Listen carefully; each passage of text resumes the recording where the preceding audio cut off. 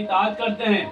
ارے آپ اندازہ تو کیجئے جناب فاطمہ بنت اسد جیسی علی کی ماں، جسے رسول نے اپنی ماں کہا، جس کی قبر رسول نے بنائی، جس کی قبر میں رسول لیٹے، جس کو کفن کے طور پر رسول نے اپنا کرتا دیا، جس کے لیے رسول نے مرثیہ کہا، تو اس کی جنت میں کوئی شک ہے؟ اس فاطمہ بنت اسد کے لیے اول معصوم آیا ہے. جب ہماری جدہ ماجدہ کو دفن کر دیا گیا تو فرشتے قبر میں سوال کو آئے، اے فاطمہ بنت اسد، اے نیک بی بی، تیرا اللہ کون ہے؟ کہا میرا اللہ وحدہ لا شریک ہے. تیرا رسول کون ہے؟ کہا میرا بیٹا محمد میرا رسول ہے. کہا تیرا امام کون ہے؟ تو فاطمہ بنت اسد گھبرا کر چپ ہو گئی، کچھ نہ کہہ سکی. دوسری مرتبہ پوچھا تیرا امام کون ہے؟ پھر خاموش رہی. تیسری مرتبہ پوچھا، پھر بھی خاموش رہی. آواز آئی، اے چچی فاطمہ بنت اسد، شرما کیوں رہی ہیں؟ کہہ دیجئے نا میرا بیٹا میرا امام ہے. امامت کا منصب دیکھیں آپ، امامت کا منصب کوئی معمولی منصب نہیں. جہاں باپ کو اطاعت کرنی پڑے، جہاں ماں کو امام ماننا پڑے، تو فاطمہ بنت اسد بھی علی کی امامت کا ان کا اقرار کیے بغیر فشار قبر سے نہیں بچ سکی، تو مسلمان بنا علی کی ولایت کیے بغیر کیسے بچ سکتا ہے؟ سلوات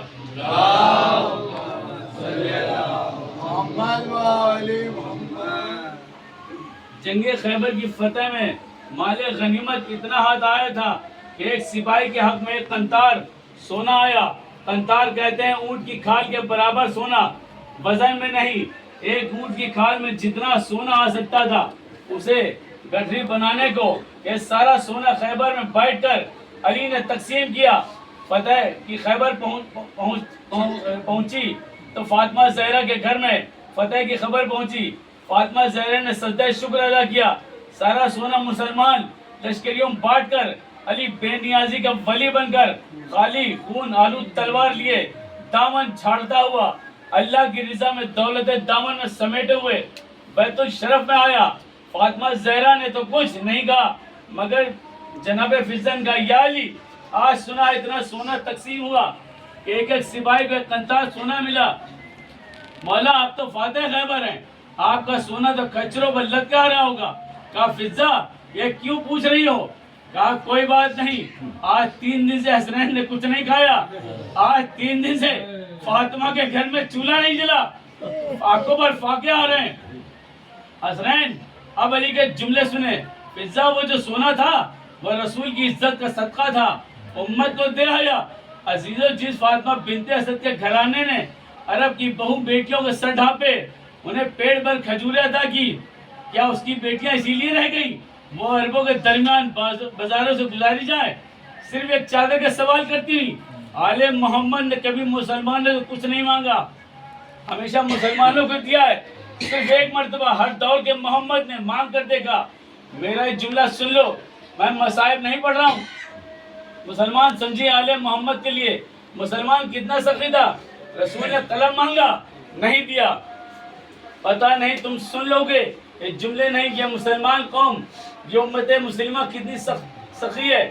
رسول نے قلم مانگا، نہیں دیا. بطول نے حق مانگا، نہیں دیا. حسین نے اصغر کے لیے پانی مانگا، نہیں دیا. زینب نے چادر مانگی، نہیں دی. جزاک اللہ، مولا تمہیں سلامت رکھے.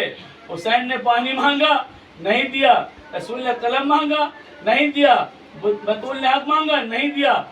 زینب نے چادر مانگی، نہیں دی. پوچھو کہ زینب کے چادر قیمت. جب حسین کربلا میں داخل ہوئے، یزید کی فوجیں آنا شروع ہوئی.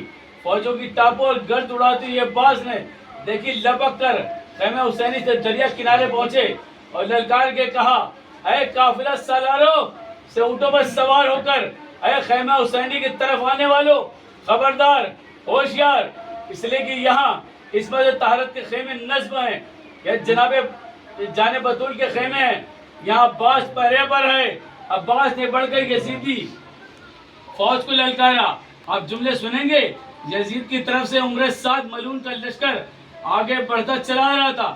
غازی کو جلال آ گیا، نیام سے تلوار نکالی، زمین پر خط ڈال کر کہا، اگر کسی نے اپنی ماں کا دودھ پیا ہے تو اس خط کو عبور کر کے دکھا دے. 30,000 کے لشکر غازی نے اپنی نگاہ پر روکے رکھا. دیکھو یہی اطاعت رسول، اطاعت امام کے نمونے. 30,000 کا لشکر ساقط ہے، گھوڑوں کے پاؤں میں زنجیریں پڑ گئیں. کوئی نہیں ہے جو غازی کی آنکھ سے آنکھیں ملائے. خط کے ادھر آنے کی جرت کسی میں نہیں ہے. ایک مرتبہ جناب زینب چلا کر کہا، فضا ذرا بھائی حسین کو بلاؤ. میرے عباس کی آواز کیوں گونجی؟ ارے کس نے چھیڑ دیا میرے شیر کو؟ جزاک اللہ مولا، کوئی غم نہ دے سوائے غم حسین. میں بتانا چاہتا ہوں جناب زینب کی چادر قیمت. اگر سمجھ لیا تو جناب زینب کی چادر قیمت کیا ہے؟ گھروں تک روتے جاؤ گے. عزاداروں، زینب کے کانوں میں عباس کی آواز گونجی. فضا نے حسین کو بلایا، پوچھا میرے ماجائی زینب کیا ہوا؟ میرے شیر کو جلال آ گیا. کیوں بھیا؟ میری طرف سے عباس سے کہہ دو زینب مصیبت میں ہے، زینب پردیس میں ہے. میری طرف سے کہہ دو للہ لڑائی نہ کریں. اے عباس میں ہاتھ جوڑتی ہوں، غصے کو تھام لو. عزاداران نے حسین قریب آئے. عباس کو آواز دی، عباس تلوار نہ چلانا ورنہ زینب خیمے سے باہر آ جائے گی. اب زینب کے پردے قیمت دیکھو. عباس تلوار نہ چلانا ورنہ زینب خیمے سے باہر آ جائے گی. باہر آنے کی آواز سنی. غازی نے لرز کر رہ گیا. تلوار زمین پہ پھینکی، زمین پہ پیر مارا، سر جھکا کر کہا، مولا اگر زینب کی چادر سلامت ہے تو تلوار کیا، میں گردن بھی جھکائے دیتا ہوں. اور لشکری عزیز سے کہہ دو آئے زینب کے پردے کے نام پر میری گردن کاٹ کر لے جائے. جزاک اللہ. آج 3 محرم ہے. عزادارہ حسین اپنی منزل سے حسین قریب آ رہا ہے. عزاداروں، ایک مرتبہ آدھی رات کی تھی. آدھی رات کو شہزادے علی اکبر خواب سے اٹھ کر بیٹھ گیا. مولا کی خدمت میں حاضر ہوا. بابا. جی بیٹا. علی اکبر. بابا ہم نے بڑا بھیانک خواب دیکھا ہے. کہا بیٹا کیا دیکھا؟ کہا بابا میں نے دیکھا ہم چاروں طرف سے خون کے دریا موجے مار رہا ہے. بیٹا اور کیا دیکھا؟ کہا بابا میں نے دیکھا اس خون کے دریا میں آپ اکیلے کھڑے ہیں. عزادارہ حسین روتے رہو. زینب کو یہ آنسو بہت پسند ہے. زینب کو رونے نہیں دیا. آنسو کو نہ روکو. بیٹا کیا دیکھا؟ بابا میں نے دیکھا جنگلی بھیڑیا آپ پر چاروں طرف سے حملہ کر رہے ہیں. علی اکبر خواب علامہ رشید ترابی پڑھا کرتے ہیں. بابا اس کے بعد میں نے دیکھا اچانک آپ کی کمر جھک گئی اور آپ کے کمر وہ ہاتھوں سے پکڑ کر کھڑے ہو گئے. میں نے دیکھا آپ کا بایاں بازو کٹ گیا. بابا پھر میری آنکھ کھلی. حسین کہتے ہیں بیٹا وہ خون کا دریا میرے جانی سارا خون ہے. بیٹا جنگلی جانور جو مجھ پہ حملہ کر رہے ہیں نا وہ میرے نانا کی امت ہے جو روز عاشور کبھی تلواروں سے، کبھی تیروں سے، کبھی پرچیوں سے، کبھی پتھروں سے مجھ پہ حملہ کریں گے. اگر سمجھ گئے تو آنسو نہ روکو. عزادارو بابا کمر کیوں جھکی؟ آپ کی علی اکبر نے جب یہ پوچھا نا حسین رونے لگا. کہا بیٹا یہ کمر اس وقت جھکے گی جب میرا بھائی عباس بازو کٹا ہے دریا پر سوئے گا. علی اکبر کہتے ہیں بابا جو آپ کا دایاں بازو کٹا وہ کیا تھا؟ کہا بیٹا یہ جو بازو اس وقت کٹے گا جب میرے بھائی کی حسن کی نشانی کہ لاش کے ٹکڑے زمین کربلا میں بکھریں گے. جزاک اللہ. آخری جملہ. اکبر پوچھتے ہیں بابا آپ کا بایاں بازو کیوں کٹا؟ یہ بھی تجھے بتاتا ہوں اکبر. بابا جلدی بتا دیجیے. اچھا بیٹا. علی اکبر کا ہاتھ پکڑا، خیمے سے باہر چلے. زینب نہ سن لے. اکبر یہ بازو اس وقت کٹے گا جب تیرے سینے پر پرچی کا بل لگے گا. تیرا بوڑھا باپ تیرے سینے سے پرچی کا ٹوٹا ہوا نیزہ نکالے گا.